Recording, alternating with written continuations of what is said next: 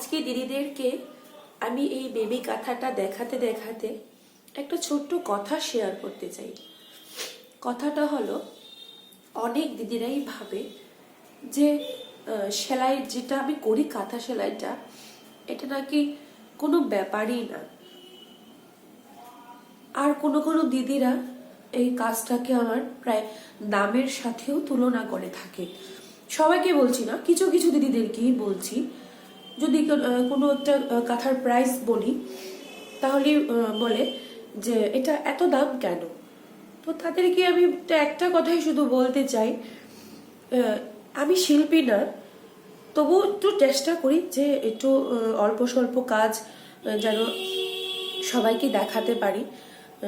আসলে কি, অনলাইন কাঁথা যে নকশি কাঁথার যে ব্যাপারটা, এটা কিন্তু ফার্স্ট 2014-তে, মেবি 14 কিংবা 15-তে আমি প্রথম এনেছি অনলাইন।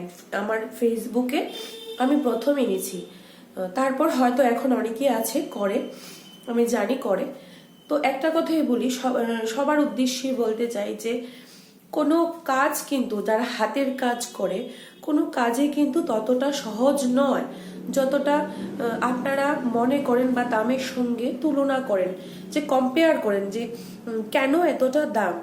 তো দাম অবশ্যই হবে, কারণ একটা কাঁথা কমপ্লিট করতে, বা কাঁথা কেন, যে কোনো হাতের কাজই কমপ্লিট করতে অনেক অনেক তার পিছনে অনেকটা পরিশ্রম থাকে। আমাদেরকে কাপড় কিনে আনা, তার সঙ্গে ম্যাচিং করে সুতা কিনে আনা, তার সাথে ম্যাচিং বর্ডার, কোন বর্ডারটা লাগালে ভালো হবে সেটা মিলিয়ে আনা, তারপর ওই বর্ডারটা থেকে যেন রং না উঠে, কাঁথাটা নষ্ট না হয় সেই দিকে লক্ষ্য রাখা, তারপরে সেটিং করা, কাঁথাটাকে ভালো করে সাইজ মতো কেটে, তারপর ড্রয়িং করা, স্টিচিং করা, বর্ডারটা দিয়ে লাস্ট ফিনিশিং করা, সব কিছু পেছনে একটা বিশাল বড় একটা পরিশ্রম থাকে।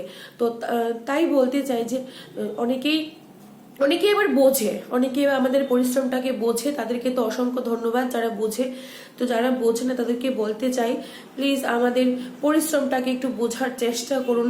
যদি আপনারা আমাদের পরিশ্রমটাকে বোঝেন, তাহলে হয়তো আমাদের কাজটা আরো উন্নতির পথে আমরা নিয়ে যেতে পারবো, বা আরো সফল হতে পারবো।